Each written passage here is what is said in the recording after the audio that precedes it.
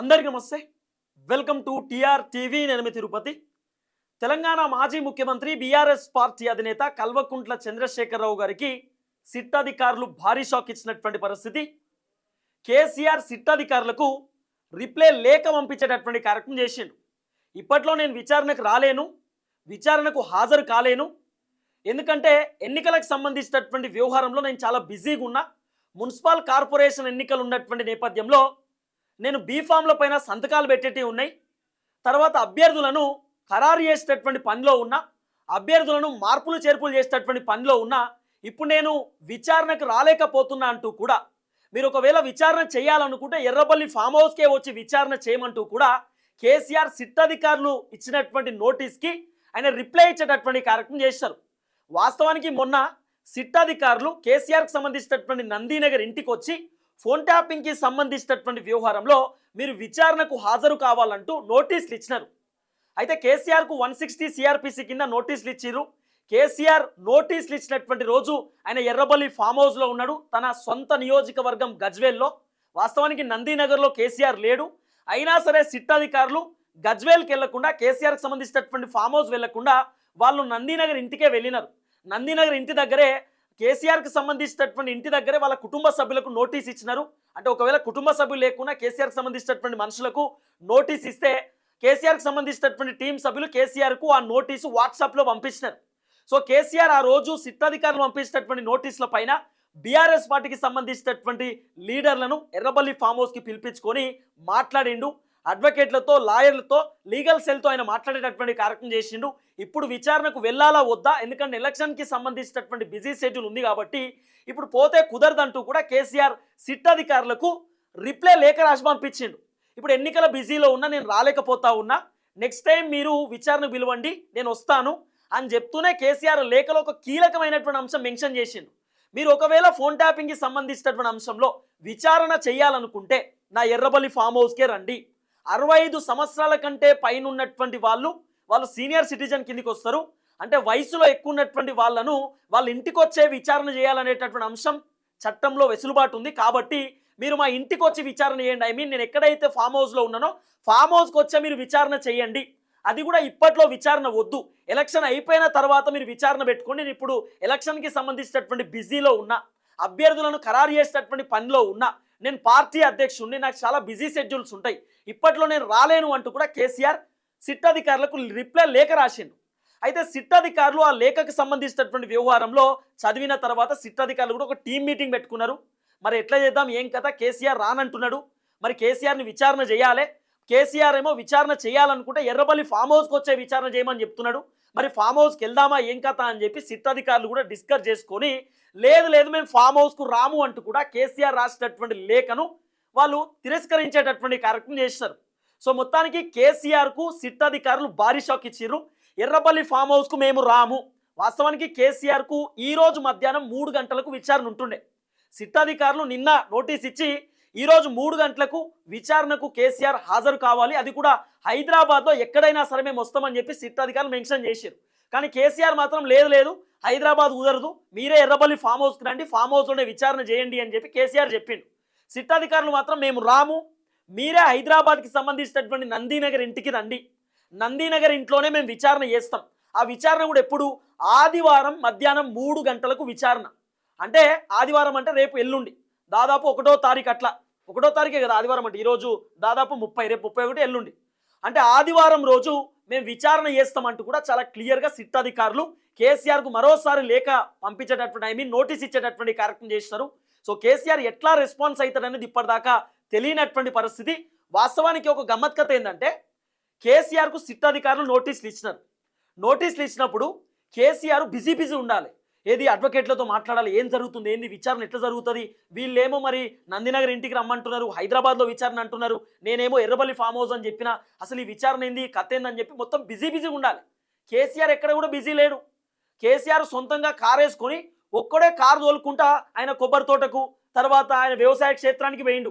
వ్యవసాయ క్షేత్రానికి పోయి ఆయన కొన్ని వాటర్ మిలాన్స్ పెట్టుకున్నాడట. తర్వాత ఆయనకు సంబంధించినటువంటి చేను, పొలం, అక్కడికి పోయి కాసేపు ఉండొచ్చిండు. అసలు షాకింగ్ అనిపించింది. సాధారణంగా విచారణ అంటే, లేకపోతే ఇన్వెస్టిగేషన్, ఇంకోటి అంటే భయపడతారు చాలామంది, టెన్షన్ ఉంటారు, ఏం జరుగుతుందో ఏందో అని చెప్పి. హరీష్ రావుకు ఫోన్ ట్యాపింగ్ వ్యవహారంలో విచారణకు రమ్మని చెప్పి పోలీసులు నోటీసులు ఇస్తే హరీష్ రావు నవ్వుకుంటూ పోయిండు జూబ్లీ హిల్స్ పోలీస్ స్టేషన్కి, నవ్వుకుంటూ బయటకు వచ్చిండు. కేటీఆర్ నవ్వుకుంటూ పోయిండు, నవ్వుకుంటూ బయటకు వచ్చిండు. సంతోష్ రావు నవ్వుకుంటూ పోయి నవ్వుకుంటూ బయటకు వచ్చిండు. దాదాపు 7 గంటలు 8 గంటల పాటు ఈ ముగ్గురిని పోలీస్ స్టేషన్లో విచారణ చేసిరు. కేసీఆర్ను కూడా సుమారు 11, 11:30, 12 గంటల రాత్రి వరకు విచారణ జరిగే అవకాశం ఉండొచ్చు. ఏం క్వశ్చన్లు అడుగుతారు అనేటటువంటి ఒక టెన్షన్ ఉంటుంది. కేసీఆర్కి ఏ టెన్షన్ లేదు. అసలు విచారణ ఉన్నది, మరి సిట్ అధికారులు నోటీసులు ఇచ్చారు అనేటటువంటి విషయమే మర్చిపోయిండు. ఆయన మంచిగా కారు తోలి ఒక్కడే ఆయనకు సంబంధించినటువంటి ఫామ్ హౌస్ చుట్టుముట్టు వచ్చిండట. ఆయనకు సంబంధించినటువంటి ఫామ్ హౌస్లో వ్యవసాయ క్షేత్రానికి పోయి వచ్చిండు. ఆయనకు సంబంధించిన పొలం, చేను అవన్నీ కూడా చూసి వచ్చిండట. మక్క చేను, తర్వాత ఆయనకు సంబంధించిన వాటర్ మిలాన్కి ఏదో పెట్టుకున్నాడట, మామిడికాయ తోట, తర్వాత ఆయనకు సంబంధించినటువంటి పొలాల దగ్గర చుట్టుముట్టు వచ్చిండు ఆయన. అసలు షాకింగ్ అనిపించింది. సాధారణంగా వేరే వాళ్ళు అయితే భయపడతారు, ఏం జరుగుతుంది, హర్రీ బర్రీ టెన్షన్. ఎందుకంటే బీఆర్ఎస్ పార్టీ అధ్యక్షుడు కదా, పార్టీకి అధ్యక్షుడు, కీలకమైనటువంటి వ్యక్తి, 10 సంవత్సరాలు ముఖ్యమంత్రిగా ఉన్నటువంటి వ్యక్తి, ఇప్పుడు మాజీ ముఖ్యమంత్రి, తెలంగాణ ఉద్యమకారుడు. కొంత టెన్షన్ ఉంటుంది కదా, ఏ టెన్షన్ లేదు. పోనీ బీఆర్ఎస్ పార్టీకి సంబంధించినటువంటి లీడర్లు కేసీఆర్ ఫామ్ హౌస్ మేము వస్తాం సార్ అంటే వద్దన్నాడట. ఏమొద్దు ఉండుర్రి, నేను చెప్తా ఊరి అన్నాడట. అంటే కేసీఆర్ ఎంత సింపుల్గా తీసుకుంటున్నాడు. నిజంగా తప్పు చేసేటటువంటి వ్యక్తి అయితే లేదు మీరు అందరు రండి, ఏమవుతుందో ఏందో అని చెప్పి భయపడాలి. భయమేం లేదు, చూసుకుందాం పో.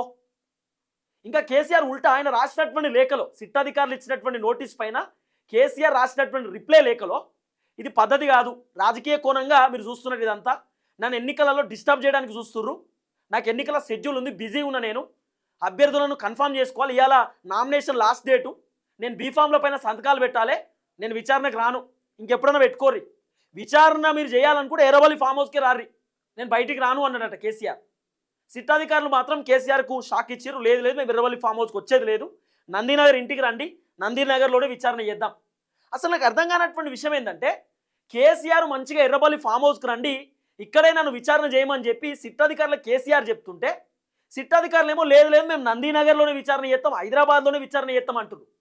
కేసీఆర్ విచారణ టైంలో బీఆర్ఎస్ పార్టీకి సంబంధించినటువంటి లీడర్లు, కార్యకర్తలు వేలాది మంది వస్తారు. ఆ నందినగర్ ఇంటికాడ పడరు. ఆ నందినగర్ ఇంటికాడ చిన్న చిన్న గల్లీలు ఉంటాయి.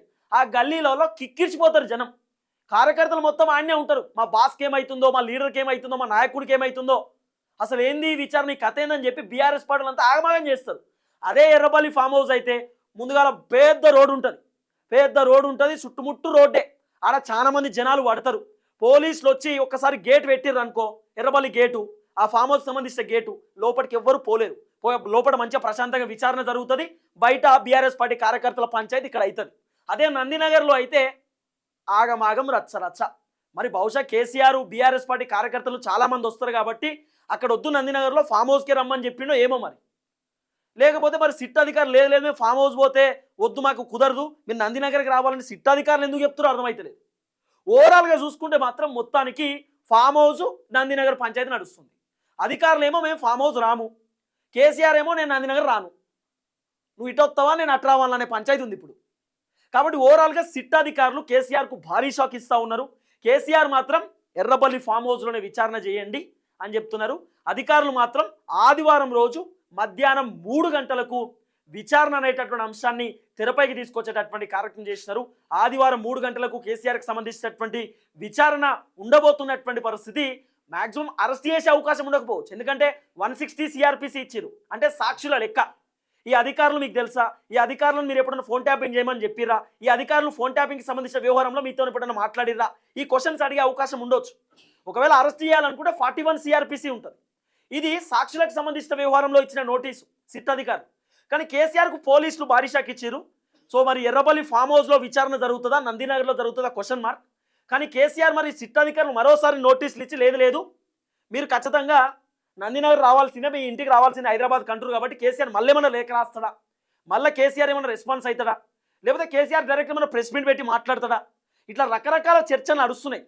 కానీ అధికారులు మాత్రం నో, మేము యాక్సెప్ట్ చేయం, 100% మీరు నందినగర్కి రావాల్సిందే. ఒకవేళ నందినగర్ కాకపోతే హైదరాబాద్లో ఎక్కడైనా మేము విచారణ చేస్తాం, హైదరాబాద్లోనే చేస్తామంటున్నట. మేము అక్కడికి రాము, నందినగర్కి ఎర్రబల్లికి రాము, ఎర్రబల్లి ఫామ్ హౌస్లోకి మేము రాము. ఇది అధికారులు చెప్తున్న వర్షన్. కేసీఆర్ అన్ని ఆలోచించవచ్చు మ్యాక్సిమం. అంటే అక్కడికి వస్తే కార్యకర్తలు కూడా ముంగట పెద్ద రచరచ చేసే అవకాశం ఉండకపోవచ్చు. చాలా పెద్ద గ్రౌండ్ ఉంటుంది. గ్రౌండ్ మీన్స్ కొద్దిగా బాగానే ఉంటుంది. నేను పోయినా కదా ఎర్రబల్లి ఫామ్ హౌస్ పోయి కేసీఆర్ ఫామ్ హౌస్ అంతా చూపించిన, కేసీఆర్కి సంబంధించినటువంటి ఆ గోడలు, సీసీ కెమెరాలు, టవరు కథ అన్నీ చూపించిన. దాదాపు 10 లక్షల మంది జనాలు చూసి నేను కేసీఆర్ ఫామ్ హౌస్ చూపించింది. 10 లక్షలేని మస్తు పోయింది ఆ వీడియో. దాదాపు 50 లక్షల మంది జనాలు చూసారు కేసీఆర్ ఫామ్ హౌస్ పోయి నేను చూపించినటువంటి వీడియో. కాబట్టి కేసీఆర్ ఫామ్ హౌస్ మీకు చూపిస్తా. కేసీఆర్ ఫామ్ హౌస్ చాలా బాగానే ఉంటుంది, పెద్దగానే ఉంటుంది కేసీఆర్కి సంబంధించినటువంటి ఫామ్ హౌస్. నేను ఆ రోజు కేసీఆర్ ఫామ్ హౌస్ పోయినప్పుడు అంత బాగానే ఉంటుండే. కేసీఆర్ సంబంధించిన ఫామ్ హౌస్ ఏ ముంగడ గోడు ఉంటుంది, ఇదంతా పెద్ద రోడ్డు.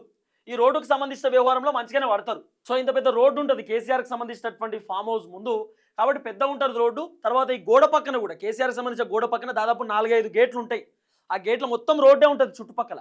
అక్కడ ఒకవేళ కార్యకర్తలు వచ్చినా కూడా చాలా మంది కార్యకర్తలు అక్కడ పడేటటువంటి అవకాశం ఉంటుంది. కేసీఆర్ ఆలోచనతోటో లేకపోతే బయటకు వస్తే ఇబ్బంది అవుతుంది, లా అండ్ ఆర్డర్ ప్రాబ్లం అవుతుంది, కార్యకర్తలు చాలా మంది వస్తారు, వద్దన్నా వస్తారు, కేసీఆర్కి ఏమైపోతుందో అనేటటువంటి ఆలోచనతో వస్తారు అని చెప్పి కేసీఆర్ అట్లా ఆలోచించి లేదు లేదు మీరు ఫామ్ హౌస్కే రండి, బయటకు వస్తే ఇబ్బంది అవుతుంది అనుకోని సిట్ అధికారులకు ఎర్రబలికే రండి అన్నాడో, లేకపోతే అధికారులు మేము రాము అని ఎందుకు అంటారు అనేది క్వశ్చన్ మార్క్.